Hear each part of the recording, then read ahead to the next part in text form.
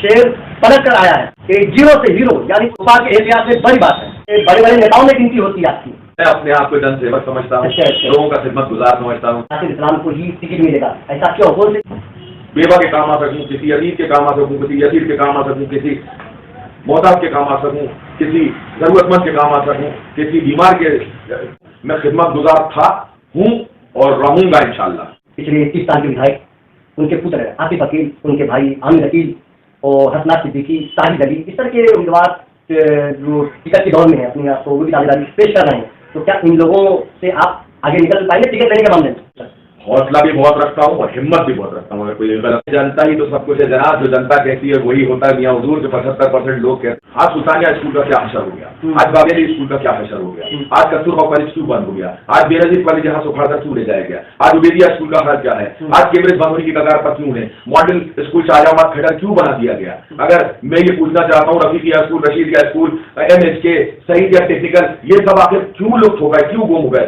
आज सड़कों की दुर्दशा देखिए, आज बिजली का हाल देखिए पुराने भोपाल के अंदर, नगर निगम की वसूली का अड्डा बना हुआ है पुराना भोपाल, सब होता है और किसी के मुंह से शिवराज का शा नहीं निकलता। बड़े अफसोस की बात है। दोस्तों, इस वक्त हम ऐसे नेता के पास मौजूद हैं और जो किसी तारीफ मोहताज नहीं है, जो अपने आप में तारीफ के काबिल हैं, जिन्होंने भोपाल के राजनीतिक मैदान में तहलका मचा चुके हैं और अचानक 2008 में चुनाव लड़ते हैं और किस्मत साथ न देने के कारण केवल 2500 वोटों से उनकी हार हो जाती है।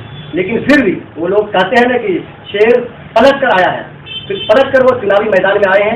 पिछले 7-8 महीनों से उत्तर विधानसभा में तहलका मचाए हुए हैं और सभी वोटरों और लोगों के नाम पर इनका नाम चर्चा का विषय बना हुआ है। उत्तर विधानसभा का उत्तर, अब उत्तर कौन होगा, ये सवाल अभी भी जनता के जहन में गूंज रहे हैं। और यहाँ पर हमारे पास वो शख्स यानी नासिर इस्लाम साहब मौजूद हैं और कांग्रेस के भोपाल के राजनीतिक में गद्दावर नेता में शुमार किए जाते हैं, गिनती होती है।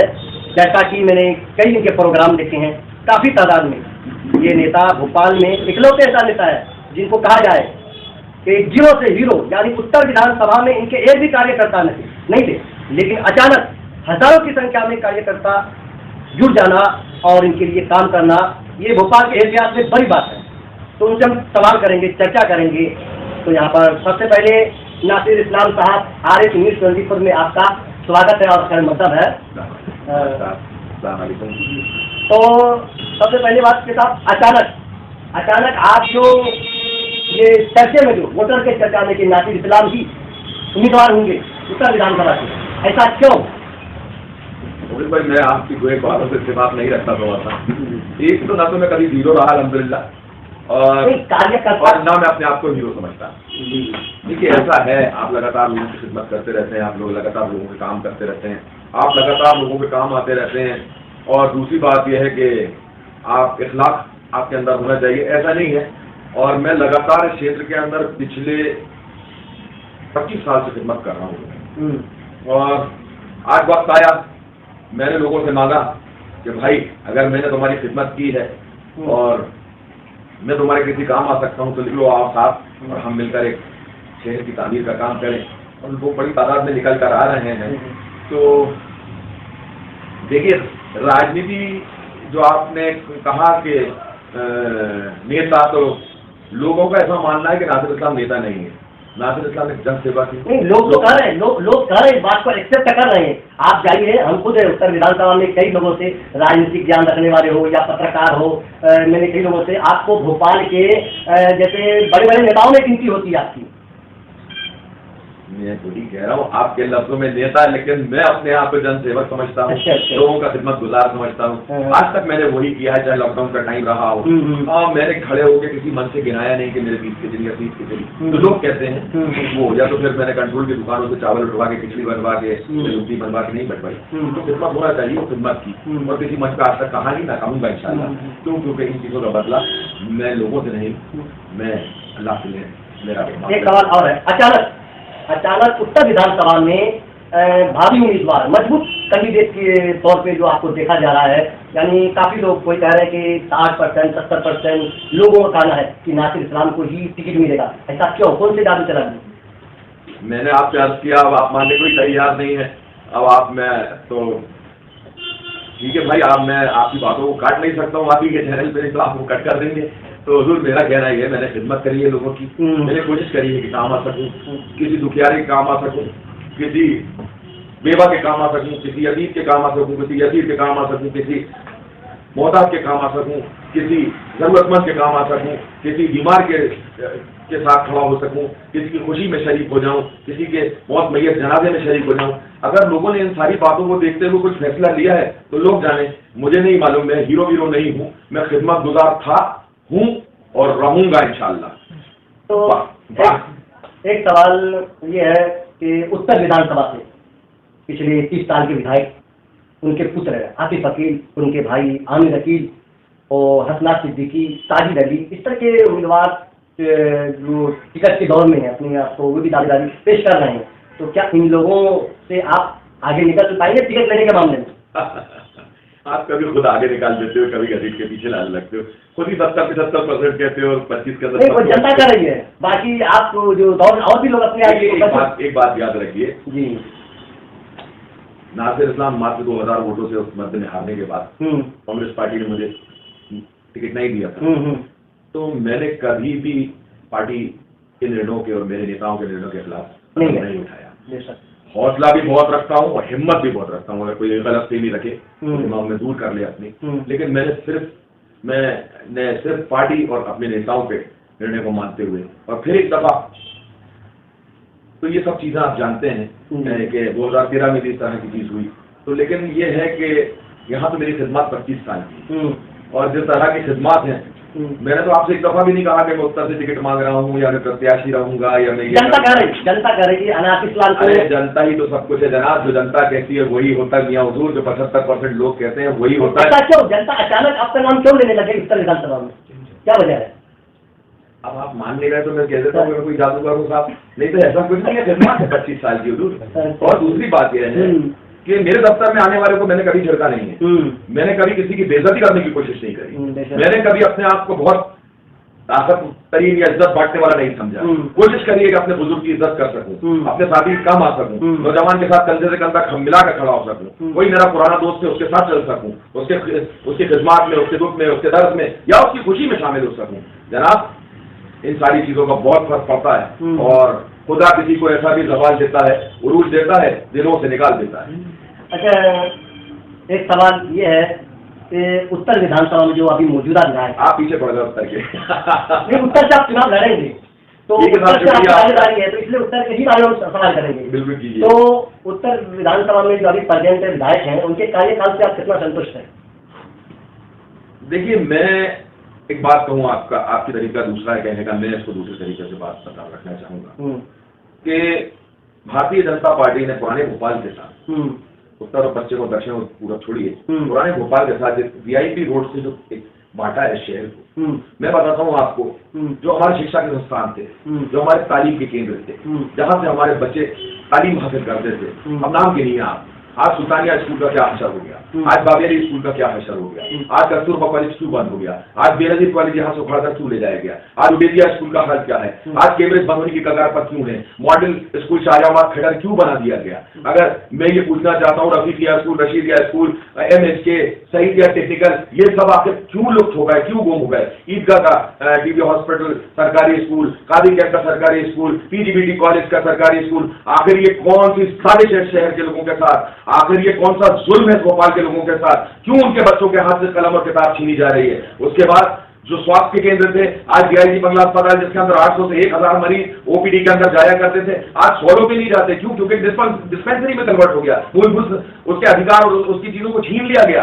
आगे बढ़िए, आप आइए मास्टर लाल सिंह, आज देखिए 50-20 लोग नहीं दिखाने जाते, जिसके अंदर 250-300 लोग की भीड़ हुआ करती थी। भोपाल हॉस्पिटल अरबों करोड़ों रुपए की पुराने भोपाल वालों की और पुराने भोपाल के लोगों की एक वो जगह थी जहां पे उनको बहुत अच्छा स्वास्थ्य मिल जाता था, धीरे धीरे षड्यंत्र पूर्वक खत्म कर दिया गया पूरी तरह से। आज कोई खेल मैदान, एक हड़प टुकड़ा नहीं रह गया पुराने शहर के अंदर खेलने के लिए हमारे बच्चों के। आज सड़कों की दुर्दशा देखिए, आज बिजली का हाल देखिए पुराने भोपाल के अंदर, नगर निगम की वसूली का अड्डा बना हुआ है पुराना भोपाल, कैसी टैक्सों की मार है, कैसा जुल्म है लोगों पर। आज खेल सिपाही हर चौराहे पर खड़े हैं, बच्चों को रोकते हैं, जबरदस्ती उनसे 500 का चारण। अरे जिस बच्चे को 100 रुपए घर से खाने पीने को थोड़े से मिल गए, वो बच्चा भी बेचारा 50 रुपए चौराहे पर देके चला जाता है। ये हज़ार है पुराने भोपाल का, और ये सब होता है और किसी के मुंह से शिवराज का स्टार नहीं निकलता। बड़े अफसोस की बात है।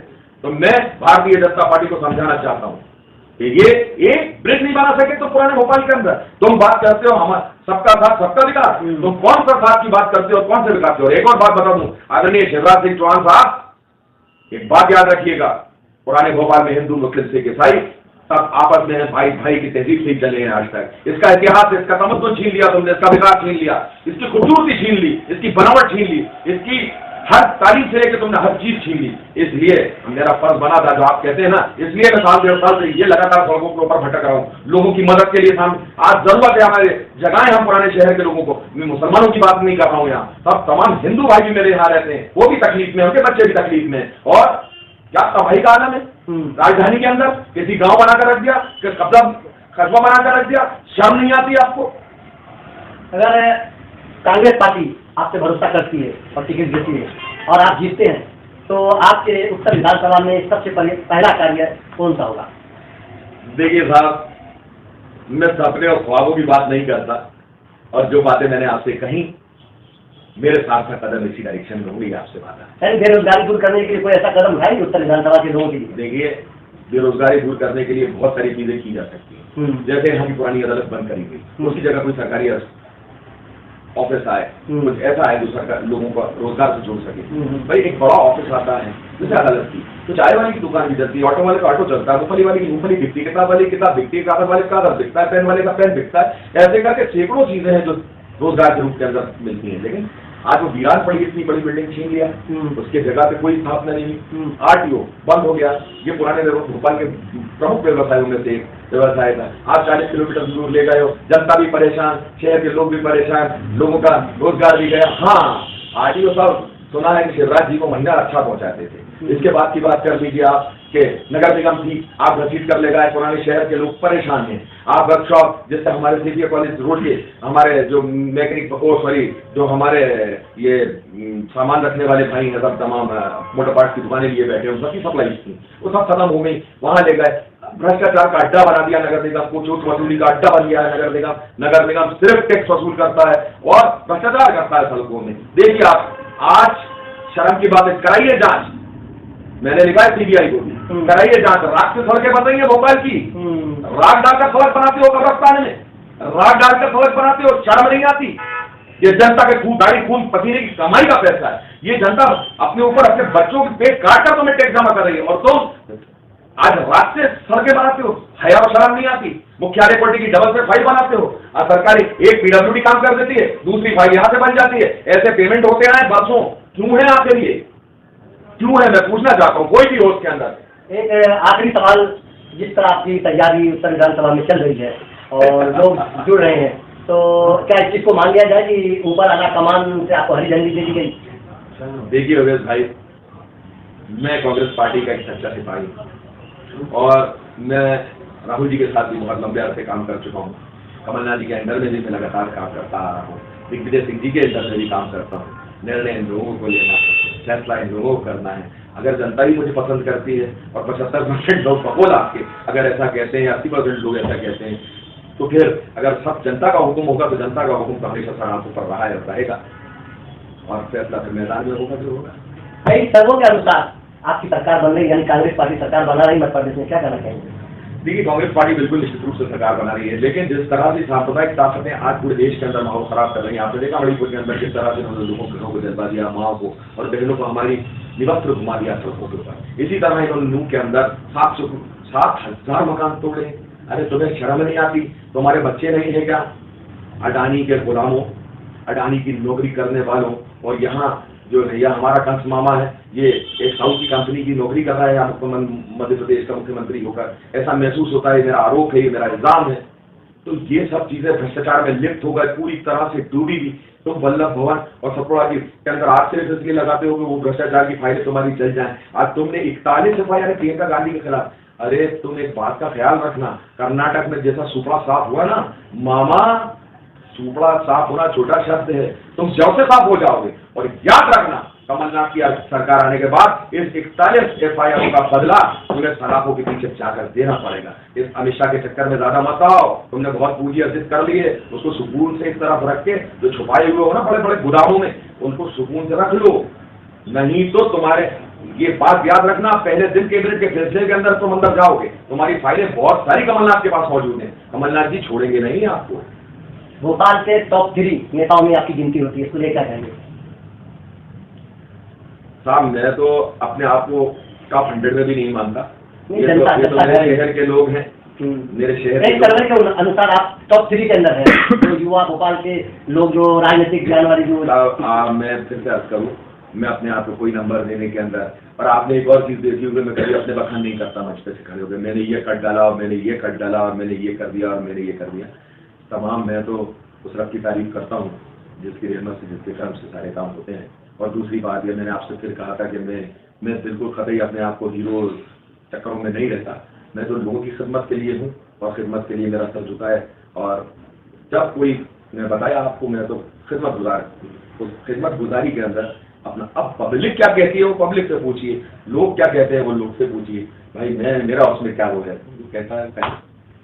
दोस्तों, ये नासिर इस्लाम साहब से जो भावी उम्मीदवार उत्तर विधानसभा से हैं, और इनका कहना ये है कि अगर कांग्रेस पार्टी भरोसा जताती है, टिकट देते हैं, अगर ये जीत कर आते हैं तो उत्तर विधानसभा से सबसे पहले बेरोजगारी को दूर करने का काम करेंगे। कैमरामैन बिलाल के साथ।